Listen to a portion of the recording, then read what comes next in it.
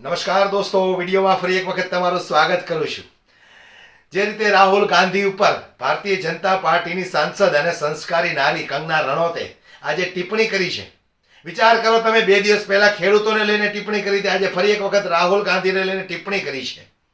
હવે એમને ખુદ ખબર નથી કે એ શું બોલી રહી છે, એટલે જ તો એને સંસ્કારી औरत કહેવામાં આવે છે। એ પણ નરેન્દ્રભાઈ મોદીની જેમ ઘર છોડીને ભાગી ગયેલી છે 10-12 વર્ષની ઉંમરે। આ હું નથી કહેતો, એને પોતે જ કીધેલું છે। ત્યાર પછી નશાના રવાડે ચડી તમામ પ્રકારના નશાઓ એને કરેલા છે, તમામ પ્રકારના નશા કરેલા છે। આ ભારતીય જનતા પાર્ટીની સાંસદ છે અત્યારે હાલમાં। વિચાર કરો તમે દોસ્તો, આજે ફરી એક વખત રાહુલ ગાંધીને લઈને જે ટિપ્પણી કરી છે, ત્યાર પછી જનતાએ જેની ધુલાઈ કરી છે, તમને થોડી વખત તો એવું લાગી જશે કે આવી સાંસદ હોય, આવી વ્યક્તિને ભારતીય જનતા પાર્ટી સાંસદ બનાવીને પોતાની પાર્ટીને બદનામ કરે છે। આ જે રીતે જનતાએ બયાન આપ્યું છે, જનતા એમની જે ધુલાઈ કરી છે ને, એ સાંભળીને તમને ખરેખર એવું થઈ જશે કે જો આવી અસંસ્કારી મહિલાઓને ભારતીય જનતા પાર્ટી પોતાની પાર્ટીની અંદર સાંસદ બનાવીને સાચવીને રાખશે ને, તો લગભગ 5 વર્ષમાં ભારતીય જનતા પાર્ટીનું નામો નિશાન મટી જશે। પણ જે રીતે કંગના રનૌતે રાહુલ ગાંધીને લઈને જે ટિપ્પણી કરી છે, શું ટિપ્પણી કરી છે, આવો આપણે એ विस्तारથી जरा જોઈએ। देखिए जी, महात्मा गांधी जी ने एक बार एक बात कही थी, नशा जो है मनुष्य का नाश करता है। तो वो आज सब लोगों ने साफ साफ देख लिया, कुछ के मुंह से उसकी एक्सेप्टेंस है कि हाँ मैं नशा करती थी, मैंने कोई नशा नहीं छोड़ा और इंडस्ट्री में आके मैं बहुत खतरनाक लड़की हूँ। तो उसी बात से अब पता चल जाता है कि नशा कितना मनुष्य का दुश्मन होता है। पहले तो बोल देती है, उसके बाद माफ़ी मांग लेती है, फिर क्रिमिनल भी कह देती है। तो क्या लगता है कि बीजेपी एक्शन क्यों नहीं ले रही? देखिए जी, बीजेपी ने तो उसे प्रमोट करा है। एक इससे पहले हमारी एक सिलेंडरला थी, वो कुछ भी बोल देती थी अनाप शनाप, उनको जनता ने वापसी का रास्ता दिखा दिया। अब इस बार हिमाचल की जनता की पता नहीं कैसे बुद्धि फिर गई, जो उन्होंने ऐसी मंडी की क्या कहें अब उसे मंडी से चुन के भेज दिया कि उसके बाद क्या कहें। अब ये देश का दुर्भाग्य है कि ऐसे ऐसे लोग संसद में पहुंच रहे हैं।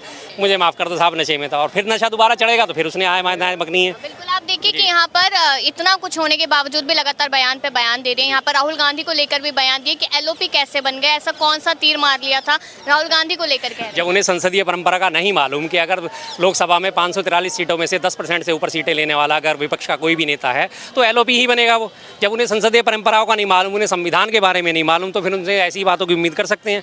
पढ़ी लिखी वो है नहीं, 12-13 साल में वो भी हमारे मोदी जी की तरह घर छोड़ के भाग गई थी।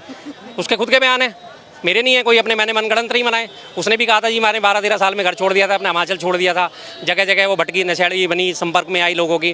तो वही हाल उसकी है, पढ़ाई लिखाई उसकी आप देखो, हलफनामे में तो उसने शायद 12वीं पास दिया है अपने आप को, लेकिन उसके बातचीत से लहजे से तो कहीं भी नहीं लगता कि उसने 12वीं भी पास करी होगी।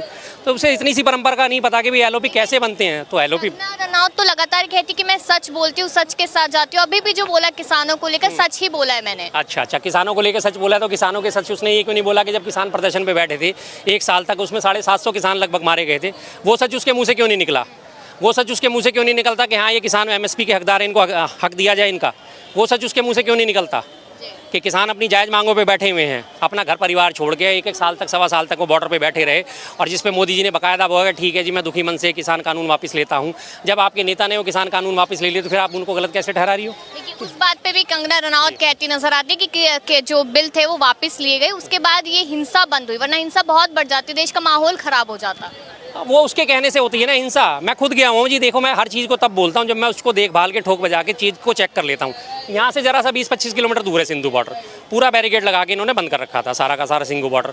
उसके बाद जब ये रोज़ उस वक्त भी हालात होते थे जी ऐसा हो रहा है, किसान वैसा कर रहे हैं, ये कर रहे हैं, मारपीट कर रहे हैं, मैं अपनी मोटरसाइकिल लेके गया था, 2 व्हीलर्स को निकलने के लिए जगह थी बाकायदा। कहीं भी मुझे उस सिंधु बॉर्डर से लेकर आगे बहालगढ़ सोनीपत का, वहाँ तक किसान बैठे हुए थे, कहीं किसी किसान ने रोका नहीं, टोका नहीं, किसी ने कुछ ये नहीं कहा कि तू हमारे रोड पे से क्यों जा रहा है। किसानों को उस वक्त भी बैठने का तरीका क्या था, बीच की जो पटरी है वाली जो है सिंधु बॉर्डर से आगे निकलती है, कम से कम 12-15 फुट की पटरी है, वो 15 फुट की पटरी में ऊपर बैठे थे, या फिर वो साइडों की जो पटरी होती है उन दोनों तरफ बैठे थे। बीच का रास्ता उन्होंने सारा खाली छोड़ रखा था कि अगर आपने आवाजाही करनी है, आपकी गाड़ियाँ भी निकल रही थी, वहाँ से बसेज भी निकल रही थी, बॉर्डर से घूम के थोड़ा सा निकलना पड़ता था क्योंकि वो बॉर्डर दिल्ली पुलिस ने रोक रखे थे।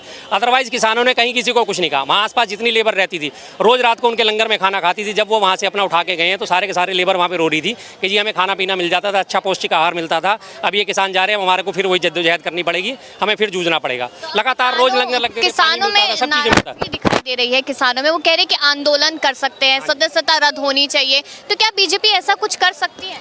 बीजेपी के बस की अब कुछ नहीं राजी। देखिए, एक बड़ी पुरानी कहावत है, जब नाश मनुज पर छाता है पहले विवेक मर जाता है।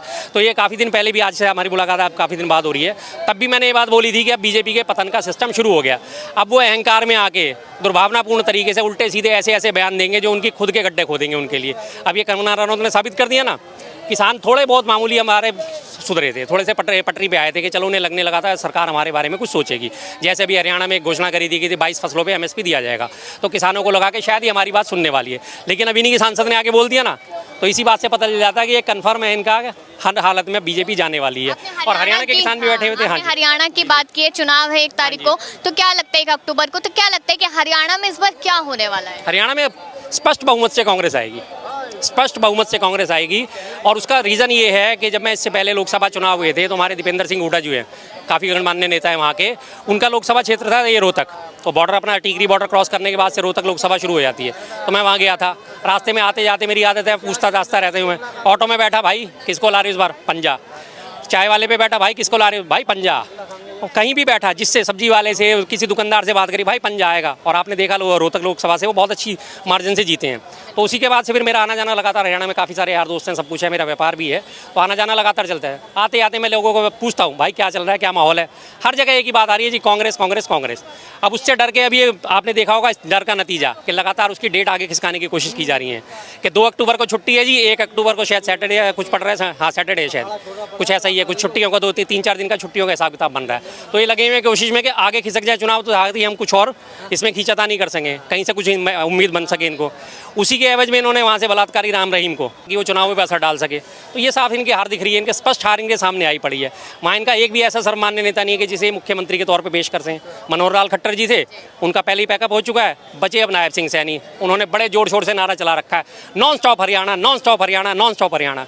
अब वो नॉन स्टॉप हरियाणा है किस चीज़ में? नॉन स्टॉप हरियाणा है बेरोजगारी में, 7.2 दर बेरोजगारी की, हरियाणा की पूरे देश में सबसे नंबर 1 अव्वल पे हरियाणा। नॉन स्टॉप हरियाणा है अपराधों में, सारे के सारे आज की डेट में बड़े बड़े गैंगस्टर आप जिनके भी नाम लोगे, सारे आपको हरियाणा से कनेक्टेड मिलेंगे। नॉन स्टॉप हरियाणा किस चीज़ में? महिलाओं के खिलाफ अत्याचार में। नॉन स्टॉप हरियाणा किस में? लैंगिक असमानता में। आज भी हरियाणा वो स्टेट है कि जिसमें महिला और पुरुषों की दर जो है वो सबसे कम है। उसके एक जिले तो पीछे ऐसे थे कि 1000 महिलाओं पे, 1000 पुरुषों पे सिर्फ 641 महिलाएं थीं। आज भी हरियाणा उसी चीज़ में नॉन स्टॉप चल रहा है। बेटी बचाने का वहाँ कोई स्लोगन नज़र नहीं आता। और आज आपने देखा कि वहाँ के जो हमारे पहलवान बहन बेटी हैं, उनके साथ कैसे अत्याचार करेगा इन लोगों ने, और फिर भी ये सोच रहे हैं कि ये जीत जाएंगे। तो भाई इनकी गलतफहमी का तो इलाज तो कहा जाता है कि हकीम लुकमान के पास भी नहीं था, उन्हें इतिहास का एक बहुत बड़ा वो माना जाता है। तो આ વિડીયોને ખૂબ શેર કરો, દરેક લોકો સુધી પહોંચે અને દરેક અંધભક્તોને ખબર પડે કે એમની દીદીના સંસ્કાર કેવા છે। આજે સંસદ ભવનની અંદર ઘૂસી ગઈ છે તો એને એમ છે કે હું એક ફેમ બનાવી નાખું, વારંવાર નરેન્દ્રભાઈ મોદીના વખાણ કરી અને આજે નહીં તો કાલે હું નરેન્દ્રભાઈની સાથે ફોટા પડાવી લઉં। એક તમારી જે બાટલાવાળી બાઈ હતી એ તો ચૂંટણી હાર્યા પછી ગાયબ જ થઈ ગઈ છે, તો દેખાતી જ નથી। એવી જ રીતે આ પણ થોડા સમયમાં ગાયબ થઈ જશે જો આવા નવા નિવેદન આપતી રહેશે। તો વિડીયો ખૂબ શેર કરો અને પસંદ આવ્યો તો લાઈક શેર કરવાનું દોસ્તો ભૂલશો નહીં।